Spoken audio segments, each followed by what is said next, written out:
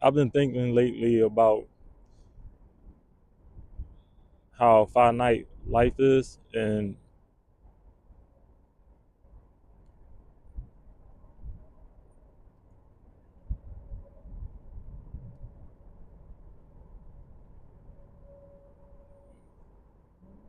what can I possibly leave behind that will outlive me. I like stories. A lot of people like stories and all sorts of forms of entertainment. These days, based on my own experience, from what I progressed to the opposite of progressed to, since becoming infatuated with the written word and novels and things like that, old cinema, black and white films, the art of story. I really fell in love with it during a time period where I had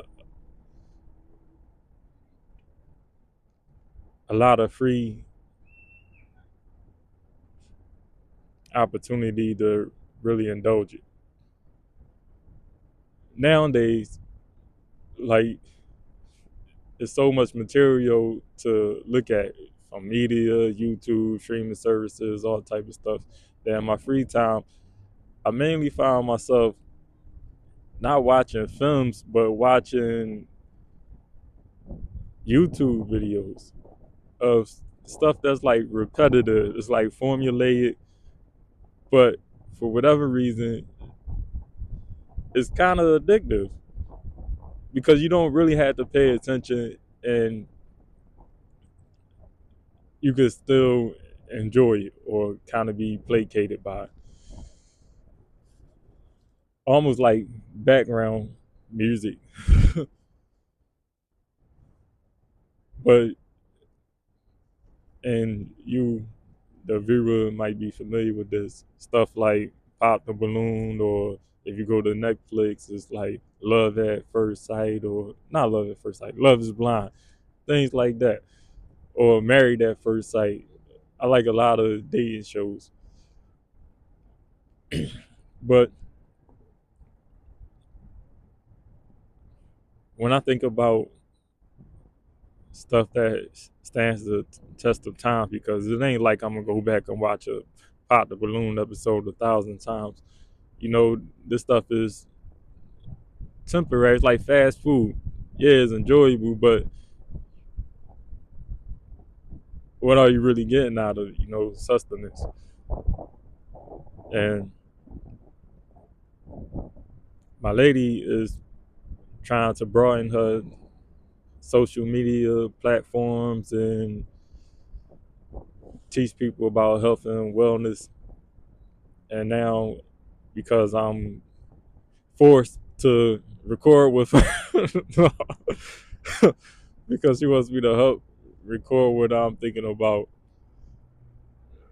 filmmaking and screenplays and stuff like that. I talked to her about what could possibly help her in creating engaging material. And for me, since I've been reading about stories and what makes stories work for such a long time, I suggested she learn that stuff so she could make her videos more cohesive and entertaining, and make it so that a viewer could feel like they walked away with a professional feel or outtake or something, knowledgeable or worthwhile, I guess. And I have so many thoughts and a general curiosity about a lot of experience that we go through on a day to day, whether you be at work or you outside in free time with your significant other, or undergoing a new experience, like you traveling or going somewhere, or just conversations, or it might be conflict.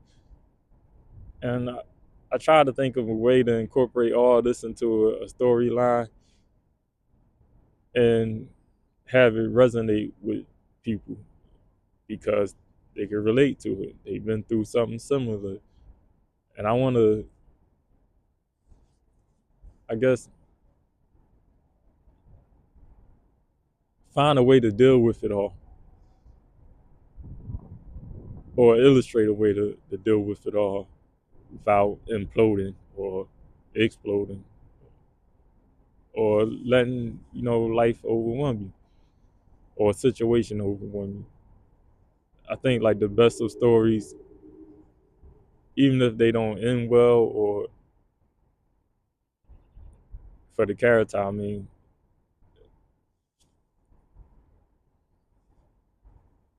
you learn something from it or you get a sense of hope from it.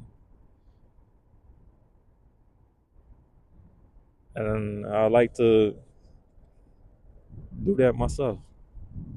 I like for somebody to read my future material and be glad that I existed. Glad that I sat down and wrote it. 'Cause I used to feel that way about a lot of different writers. A lot of them dead and gone now, but it's like you're sitting down and having a conversation with them through them telling you about fishing new characters that could seem more realer than the real people in your life because it could almost seem like it's hard for people to be really vulnerable with each other. You might hear conversations, overhear them, and it's mainly gossip. Two people having a conversation, but they're not actually talking to each other about each other. They talking to each other about other people.